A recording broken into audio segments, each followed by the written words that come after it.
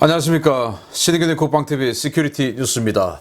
자, 오늘도 우크라이나 전쟁 관련한 소식을 여러분들께 알려드리도록 하겠는데요. 정말 놀랍게도 러시아 국방부에서 이 자신들의 피해를 공개했는데 깜짝 놀랄 정도의 피해입니다. 그런데 이게 우크라이나 정부가 그동안 발표해왔던 그 내용하고 크게 다를 바가 없어요.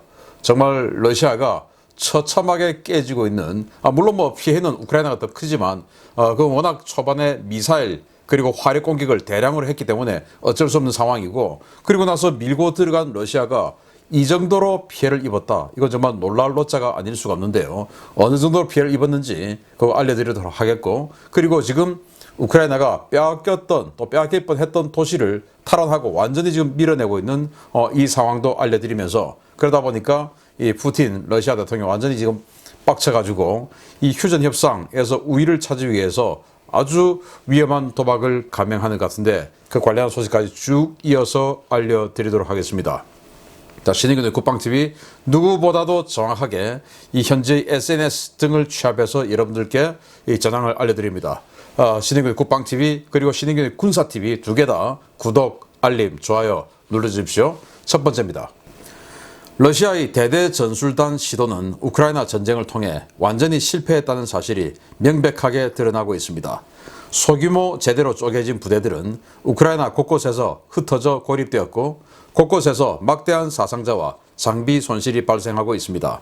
러시아 국방부가 처음으로 이번 전쟁 개전 이후의 피해 상황에 대해 실토했다는 소식입니다. 지난 2월 24일 개전 이후에 러시아군의 피해가 예상보다 심각한 수준이며 현재까지 4,300여 명 이상의 사상자가 발생했다고 러시아 국방부가 2월 27일 밝혔습니다. 러시아 국방부가 밝힌 피해 상황은 전날 우크라이나 총참모부가 발표한 자료와 거의 일치하는데요.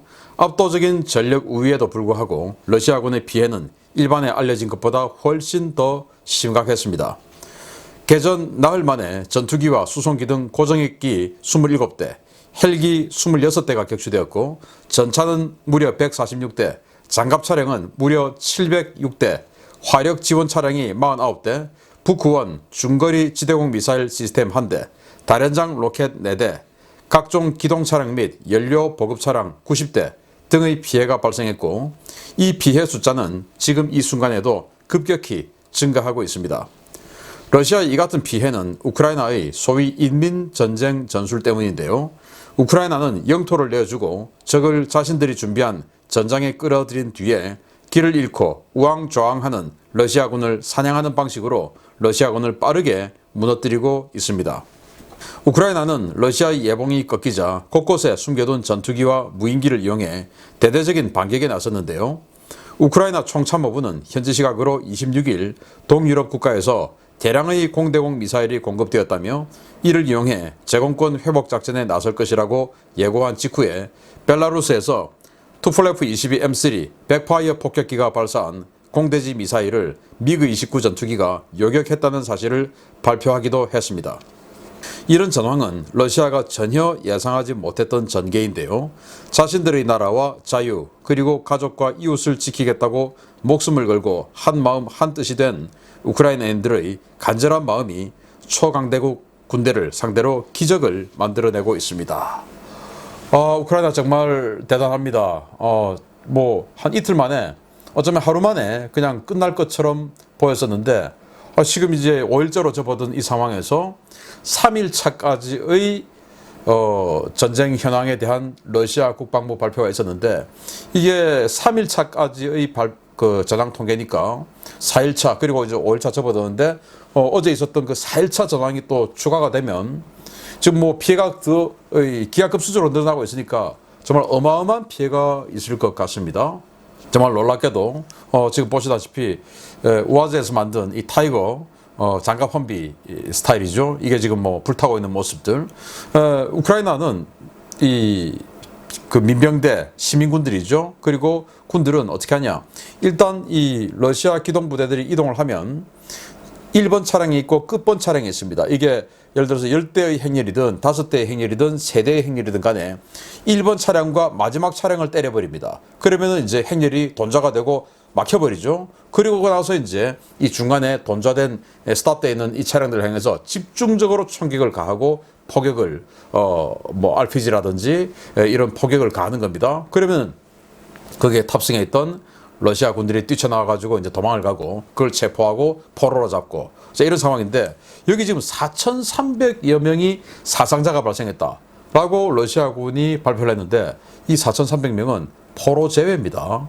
그 포로는 지금 어마어마하게 많이 잡히고 있는데 제가 다음 뉴스에서 포로 이야기도 해드리겠는데 이 포로까지 하면 정말 러시아가 이거 지금 뭐 군대 유지나 하겠냐라는 그런 생각인데요. 일단 러시아군이 이번 전쟁에서 새로 만든 전술은 대대 전술단입니다. 미국은 이라크전과 아프가니스탄전을 통해서 여단 전투단을 만들었죠. 자, 이제 미국하고 상대할 적들이 없어. 과거에 냉전시대 때 소련을 상대로 전쟁을 하던 그 시절에는 사단급 부대를 만들어서 이런 큰 부대를 만들어서 전쟁을 했는데 아니 뭐 걸프전 해보고 또 이라크전, 아프가니스탄전 해보니까 이제 미국에게 상대할 그런 나라가 없구나. 근데 굳이 이렇게 사단을 무거운 사단을 가지고 다닐 필요 있어? 쪼개자 해서 여단 전투단을 만들었죠. 그래서 뭐 한 6,000명에서 10,000명 정도 되는 여단급 그게 이제 대대가 한 3개 정도 들어가고 뭐 이제 이런 식으로 해서 포병 들어가고 통신 뭐 지원 다 들어간 이런 여단 전투단으로 만들어서 그렇게 전투를 해오다가 최근에 이제 중국이 야 너무 세지구나 해서 다시 사단급으로 다시 군단급으로 군대 편제를 바꾸어 가고 있거든요. 그런데 러시아는 이번에 이 우크라이나 전쟁을 맞추어서 여단 전투단도 아니고 대대 전투단을 만든 겁니다. 그래서 대대 전술단이라고 하는데 여기에는 이 우리가 알고 있는 그 통상 이 전투대대가 있죠. 그 전투대대에다가 포병 붙여주고 통신, 방공 이런 모든 것들을 다 붙여져 가지고 하나의 대대가 독자적으로 전투를 할 수 있게끔 만들어 준 거예요.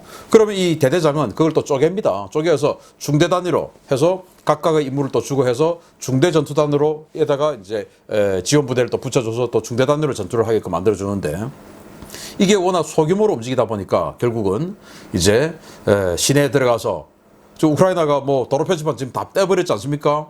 뭐 GPS가 지금 작동되는 것도 아니고 하니까 그냥 도로 표지판 보고 지도 보고 가야 되는데 이게 뭐 하르키우라든지 하르키우 인구 120만 또 키예프 인구 280만 얼마나 도시가 큽니까? 여기 들어가서 도로 표지판 없으면 이동을 할 수가 없죠. 남의 동네에 가서. 그래서 우왕좌왕하고 있던 차에 시민들이 에워싸고 그래서 시민들을 향해서 발포할 수 없으니까 긴장하고 우왕좌왕하고 있는 사이에 갑자기 시민들이 사라지는데 알고 보니까 사라지고 나서 보니까 그 자리에 우크라이나군의 진지가 형성되어 있고 바로 그냥 미사일 날아오고 그래서 깨지고 이제 이런 상황이 지금 계속 발생하고 있는 거죠. 그러다 보니까 야 전차가 146대 정말 어마어마한 피해죠. 장갑 차량 706대 야 이 장갑 차량은 뭐 이런 거 다 포함했습니다. 그래서 사진 한번 보시게 되면 전차 한번 보십시오. 뭐 거의 뭐 휴지 조각처럼 파괴돼서 포탑이 지금 뒤로 돌아가 있는데 그냥 박살이 난 겁니다. 아마 제벌린 대전차 미사일에 당한 것 같은데요. 그리고 이 우크라이나가 터키로부터 바이락타르사의 TB2라고 하는 아주 소형 무인 공격기 샀죠.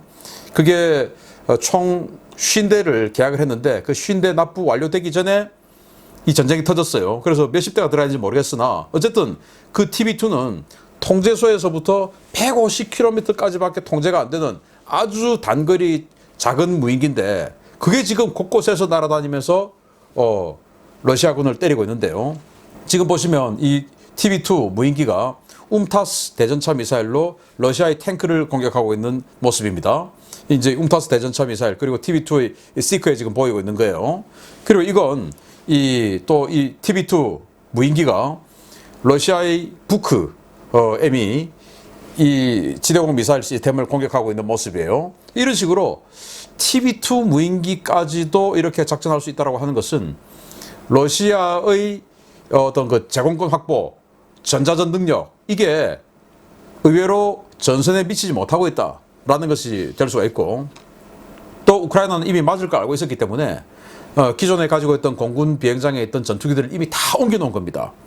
그래서 그 공군 비행장 기존 공군 비행장 활주로를 향해서 당연히 러시아가 어마어마한 미사일 때렸겠죠. 그런데 알고 보니까 어딘가에 다 숨겨져 있고 그 전투기들이 이제 지금 나와서 작전을 하고 있는데 원래 기존에 우크라이나군의 전투기는 미그 29가 총 37대, 그리고 수호의 27이 32대 해서 전투기는 69대, 그리고 공격기는 수호의 24 12대, 수호의 25 17대에서 공격기 29대 있었는데, 이것들이 지금 이제 하나하나 나오고 있고, 공대공 미사일 딸리니까 과거 동국군이었던 뭐 루마니아라든지 뭐 폴란드라든지 불가리아라든지 이런 나라들에서 대규모로 그들이 이제 미그 29 같은 거 운영 다 했으니까 알라모라든지 아처라든지 이런 이 우크라이나가 쓸 수 있는 이런 공대공 미사일들 대규모로 지금 갖다 주고 있는 것이죠. 그래서 이제 그거 장착하고 나와서 백파이어 폭격기가 벨라루스 상공에서 쏘았던 이 KH-101이라고 하는 그 장거리 공대 지 순항 미사일이에요.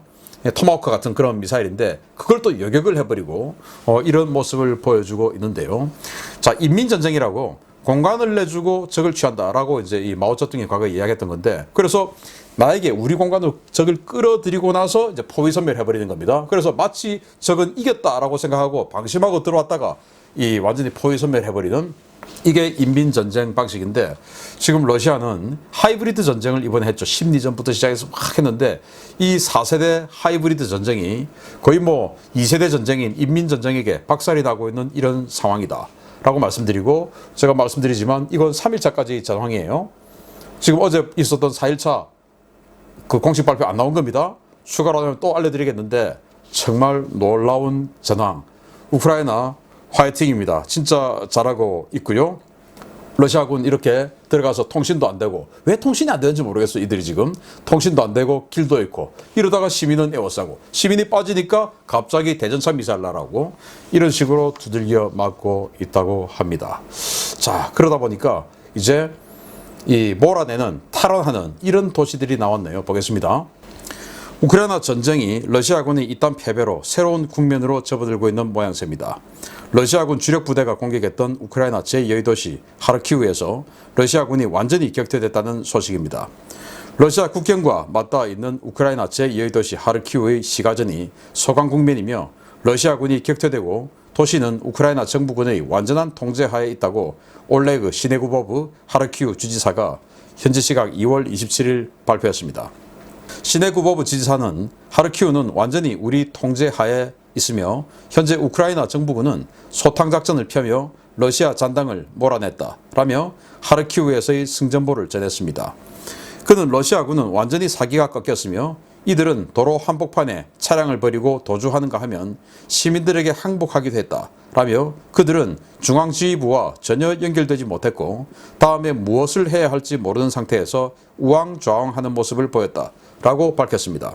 하르키우 전투에서 일부 러시아 부대는 소대 단위 병력이 통째로 시민군에 항복하는가 하면 포로로 잡히자 훈련인 줄 알았다, 침공인 줄 정말 몰랐다, 미안하다 라며 자신들은 이번 작전이 훈련인 것으로만 알았다는 진술들을 쏟아내고 있습니다. 우크라이나군은 곳곳에 고립되어 있는 러시아군에게 항복을 권고하는 전단을 살포하고 있는데요. 불과 일주일 전 개전 당시만 하더라도 우크라이나 전역을 삽시간에 집어삼킬 기세였던 러시아군, 어쩌다가 이렇게 됐는지 모르겠습니다. 이야, 막 잡히고 있습니다. 하르키우, 이 하르키우는 국경에서 불과 20km밖에 떨어져 있지 않은 곳이에요. 그런데 그 하르키우를 점령 못하고 지금 쫓겨났다라는 겁니다. 또 이 하르키우 그 전방에, 그게 바로 러시아의 쿠르스크 지역인데 역사상 최대 규모의 기갑전이 벌어졌던 곳 아니겠습니까? 여기에 러시아가 어마어마한 전력을 직결시켜놓고 하르키우를 때렸는데 그게 하르키우를 점령하지 못했다. 이야, 놀랄 노짜인데 20km를 들어왔다가 다시 지금 쫓겨나갔다라는 겁니다. 그러면서 이렇게 잡히니까 나는 뭐 몰랐다라고 하는데, 이 러시아군이에요. 지금 이 친구는 지금 좀 두들겨 맞은 것 같습니다. 이게 좀 그 눈 주변이 좀 부어 있는데 때리지는 말지 이렇게 때린 것 같은데요. 그런데 아마 주변에 자신들의 동료가 전사하고 사망하고 하는 것을 보면 사실은 이 군인들이 좀 이성이 굉장히 냉철하지 못할 수가 있습니다. 그래서 이런 부분이 있을 수가 있는데, 어쨌든 이렇게 잡혀가지고 겁을 먹은 채로 우리는 몰랐다, 훈련인 줄 알았다, 미안하다 라고 연발을 하고 있다고 하는데, 희한하게도 통신이 지휘부하고 통신이 잘 안 되는 이런 상황이 많이 발생하고 있다고 하는데, 이거 어쩌면 미국이나 이런 쪽에서 이 전자전 재밍 같은 거 이런 거 조금 해주고 있는 것은 아닐까라는 그런 생각을 해봅니다. 그래서 앞서 제가 말씀드렸던 것처럼 이 전황이 급속도로 러시아군에게 불리하게 작용하고 있는데 대대전술단 단위로 이렇게 도시에 들어갔는데 보급이 안 되죠. 보급이 안 되면 뭐 기름 떨어지면 끝입니다. 탱크 장갑차는. 그래서 보급이 안 되면서 아마 앞으로 이 500명, 1000명 단위의 대대전술단 또는 중대 규모의 이런 부대가 부대별로 그냥 항복을 하는 일들이 속속 나올 것으로 저는 예상을 합니다. 아무튼 계속 지켜보기로 하고요. 이렇게 지금 뭔가가 불리하게 돌아가니까 러시아 푸틴 대통령이 너무 빡쳐가지고 해서는 안 될 일을 저지르고 있는 것 같습니다. 보겠습니다.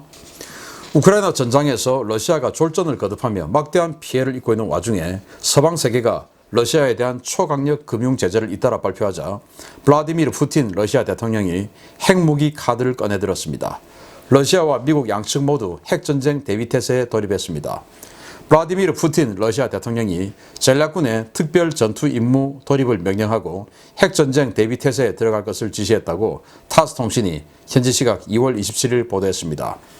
푸틴 대통령은 서방 국가들이 경제 분야에서 러시아에 대해 비우호적인 행동을 계속하고 있다라며 나는 우크라이나 군사작전 개시 이전에 외국이 이 사태에 개입할 경우에 러시아는 즉각적으로 대응할 것이고 그들은 역사상 경험하지 못한 결과를 맞게 될 것이라고 경고한 바 있다 라고 덧붙였습니다.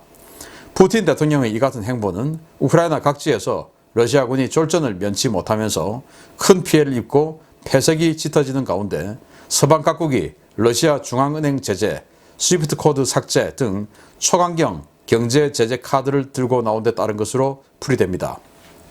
푸틴 대통령의 이 같은 명령 직후에 러시아군은 움직이기 시작했습니다. 현지 시각으로 2월 26일 야간에 모스크바 인근에서 RT-2, PM-2, 토플-M 이동식 대륙간 탄도미사일 부대가 주둔지를 떠나 생존 진지로 이동하는 모습이 포착되었습니다. 미국 역시 핵전쟁 공중지휘소 임무를 수행하는 E-6B 머큐리를 본토 동해안과 서해안 일대에 공중 대기시키고 비상가동체제에 들어갔는데요. 양측의 전략자산들이 이 같은 움직임은 쿠바 미사일 사태 이후 처음 있는 일입니다. 현재 러시아는 우크라이나 측과 벨라루스에서 만나 정전 문제를 놓고 곧 협의에 들어간다는 예정인데요. 자존심을 구길 대로 구긴 푸틴 대통령과 더 이상 물러설 곳이 없는 젤렌스키 대통령이 회담을 통해 평화적인 사태 해결 방안을 도출해낼 수 있을지 기대와 우려가 함께 모아지고 있습니다. 토플-M 대륙간 탄도미사일 ICBM입니다. 이거 서너 개 포대가 이동하고 있는 모습이 포착이 되었고 그게 이렇게 SNS를 통해서 올라왔습니다. 이거 좀 뭐 우리 언론에서는 저희 신의균 국방TV 단독일 수가 있는데요. 자, 이렇게 해서 좀 이동하고 있는 토플-M 미사일들 보이시죠? 이 토플-M입니다. 이 토플-M이 뭐냐면은 사거리가 11,000km 그리고 이 10개의 다탄두 미사일이 들어가는데요. 이 10개가 150kg. 그런데 이제 전략무기 감축협정 스타트에 의해서 지금 현재는 한 개의 탄두만 들어가 있는데 이건 이제 850kg 짜리입니다. 그리고 10개의 다탄두 미사일 버전을 했을 때 각각 재돌입할 때 회피 기동하면서 다른 목표를 때릴 수가 있고 그러면서 전자전까지 할 수 있고 그러면서 편심 탄도 비행도 할 수 있고 뭐 이런 뭐 인류가 인간이 사용할 수 있는 모든 기술을 집약해 놓은 그런 대륙간 탄도미사일, 핵미사일이다 라고 할 수 있는데 이걸 이제 이렇게 자신들의 부대에서 실제 전쟁이 발생하면 뭔가 방어가 잔뜩 되는 이런 생존 진지로 가서 거기에서 쏴야 되지 않겠습니까? 그쪽으로 지금 이동하고 있는 모습이 포착이 되었고 그렇게 푸틴 대통령이 지시를 했고 푸틴 대통령이 우리 건드리면 다른 나라들 정말 겪어보지 못한 재앙을 겪을 거야 라고 협박했지 않습니까? 바로 이건데 푸틴 대통령이나 국방장관, 외무장관 같은 이런 최고위층의 해외 자산을 동결시켜버리고 그러니까 푸틴 대통령이 엄청나게 부자라고 알려져 있지 않습니까? 그 자산에 대한 사용권을 제한시켜버리고 또 지금 이 중앙은행을 뭐 스위프트 코드에서 삭제한다라는 말이 있었지만 뭐 거기까지는 가지 않았고 지금 일부 은행을 제재를 했는데 그러다 보니까 루블화가 폭락했죠. 그럼 푸틴 대통령의 재산은 루블화로 된 재산이 있을 것이고 또 해외 달러로 환산할 수 있는 재산이 있을 것인데 그 달러로 환산할 수 있는 재산 쓰지 못하게 만들고 루블화로 된 자산은 폭락시켜서 가치를 다운시켜버리고 완전히 열받죠. 그러니까 지금 핵 무기 카드를 꺼내드니까 미국도 이렇게 머큐리 핵전쟁 지휘기를 이런 식으로 지금 반덴버그 공군기지 상공을 지금 이 반덴버그 여기에 또 ICBM 있지 않습니까? 돌리고 있고 중부 샤이엔 핵벙커 상공을 돌리고 있고 또 이 동부에서도 돌리고 있고 이런 식으로 지금 핵전쟁 지휘기를 비상가동하고 있어요. 그래서 앤드루스 공군기지에는 이 E4 둠스데이가 대기를 하고 있고 그래서 러시아가 쏘면 바로 대통령과 국방장관 둠스데이 타고 이제 핵전쟁 지휘하는 것이죠. 이런 식으로 맞받아치고 있는데 러시아가 푸틴 대통령이 왜 이렇게 핵무기까지 갑자기 들고 나오냐. 지금 전황이 자신이 생각했던 것하고는 너무나 다르게 지금 움직이고 있으니까 지금 휴전 이야기가 나오니까 휴전 협정에서 적에게 감당치 못할 공포감을 준 이후에 휴전 협정에서 뭔가 조금 유리한 고지를 차지하려는 그런 움직임이 아니냐라고 생각되는데 젤렌스키 대통령 뭐 여기까지 왔으니까 지금 보니까 30%밖에 안 되던 젤렌스키 대통령의 지지도가 지금 90%까지 치솟았다는 거 아니겠습니까? 모쪼록 그 지지도에 힘을 받아서 뭐 휴전 함부로 해주지 말고 정말 뭐 다윗이 골리앗을 이기는 모습 한번 보여주는 것은 어떨까라고 생각이 되고 또 영국 외무부 장관이 푸틴 대통령에게 경고했습니다. 푸틴 대통령은 뭐 거의 뭐 끝이 없는 집권을 할 것이다. 종신 집권을 할 것이다. 이런 예상이 되었지 않습니까? 그런데 영국 외무부 장관이 이 전쟁은 푸틴의 끝의 시작이다. 그러니까 이제 푸틴은 이제 이 전쟁으로 끝날 거다. 그 푸틴의 끝의 시작이 바로 이 전쟁이다라고 영국 외무부 장관이 의미심장한 이야기를 했는데 아무튼 독재 그리고 오만 이런 것들 우리 위에도 있고 옆에도 있죠. 그런 나라들. 그리고 지금 현재 우리 대한민국 정부도 그런 경향이 아주 강하죠. 독재와 오만 하는 정권은 인류에서 없어져야 되지 않을까라는 생각을 해봅니다. 자, 우크라이나 소식 오늘도 전해드렸고 계속 알려드리겠습니다. 신인균의 국방TV 구독, 알림, 좋아요 해주십시오. 마치겠습니다. 감사합니다.